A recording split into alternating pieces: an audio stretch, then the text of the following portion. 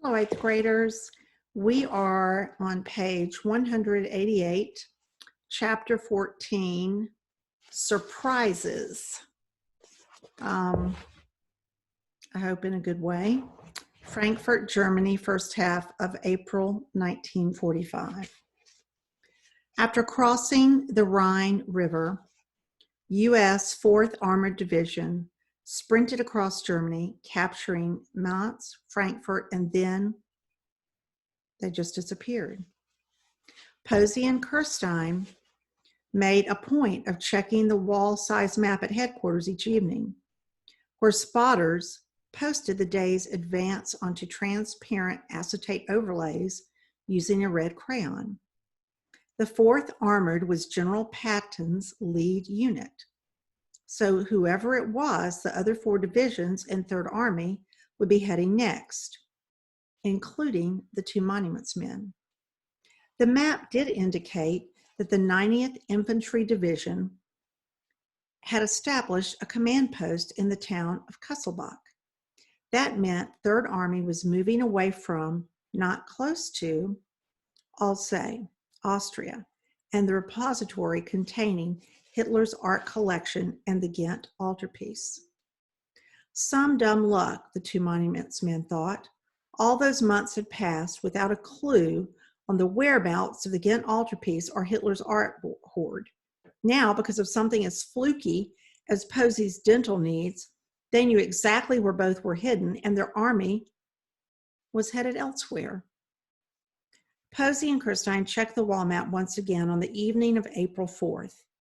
The 4th Armored Division had reappeared and, along with soldiers of the 89th Infantry, neared the town of Gotha, just 200 miles southwest of Berlin.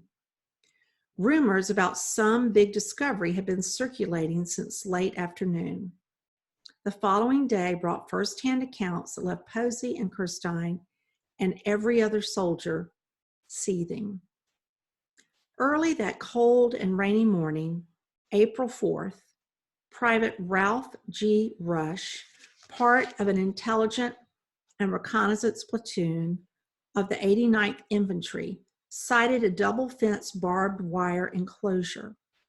Seeing empty guard towers, he and his scout squad cautiously approached the front gate. A dozen dead bodies littered the ground in front of them, including 3 GIs shot in the back of the neck while kneeling, hands bound behind their backs. Their bodies were still warm to the touch. Emaciated prisoners, little more than skeletons, tightly wrapped in skin, with what remained of their ragged striped uniforms draped over them, sat in bed or on the ground with barely the energy to die. These 3rd Army advance units had by chance found Ohrdruf, a forced labor camp that once held thousands of prisoners from Russia, Poland, Hungary, and other European countries. It was the first Nazi camp liberated by American forces. Private Rush and most every other soldier on or near the front lines had seen the horror of death far too frequently, but the gruesome scenes he and other scouts witnessed defied inhumanity.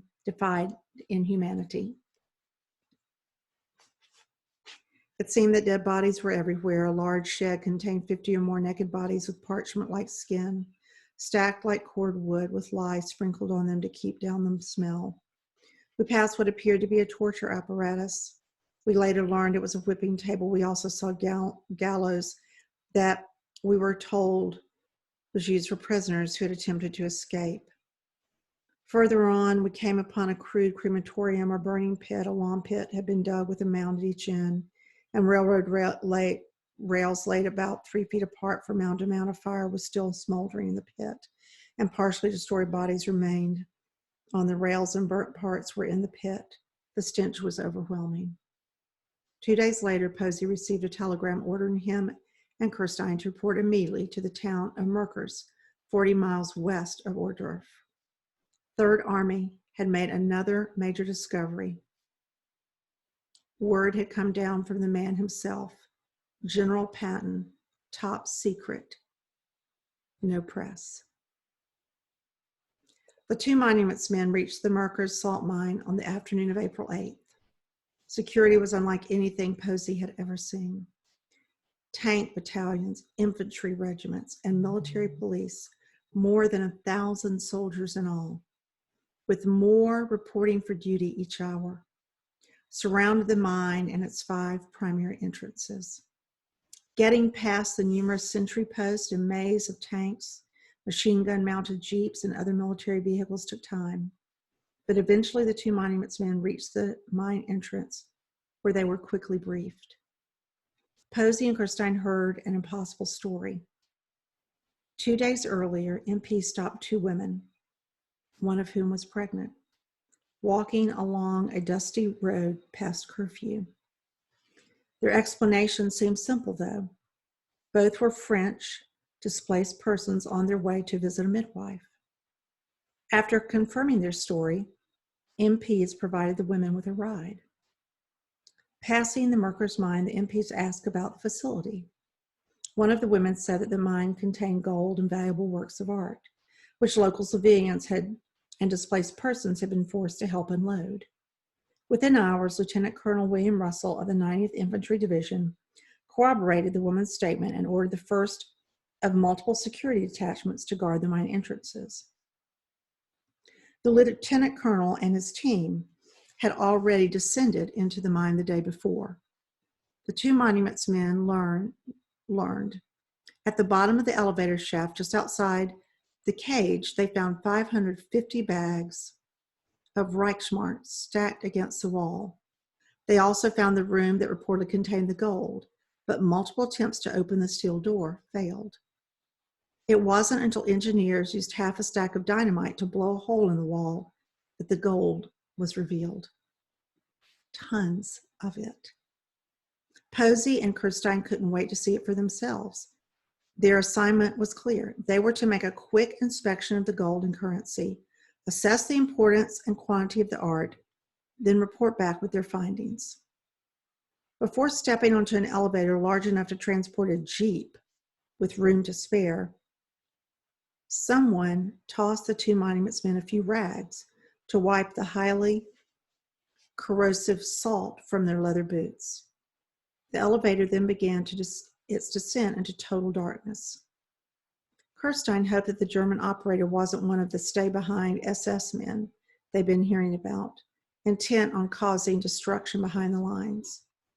It took several minutes for the elevator to reach the base of the mine, 2,100 feet beneath the surface. They stepped out of the elevator into a subterranean beehive of activity, with heavily armed soldiers, MPs, and army photographers all running about.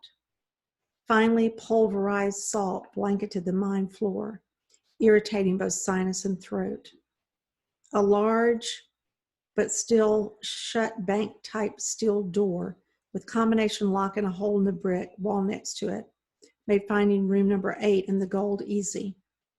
Kirstein stepped through the opening one leg at a time, just as an officer was playfully having his photograph taken, staring at a helmet filled with gold coins.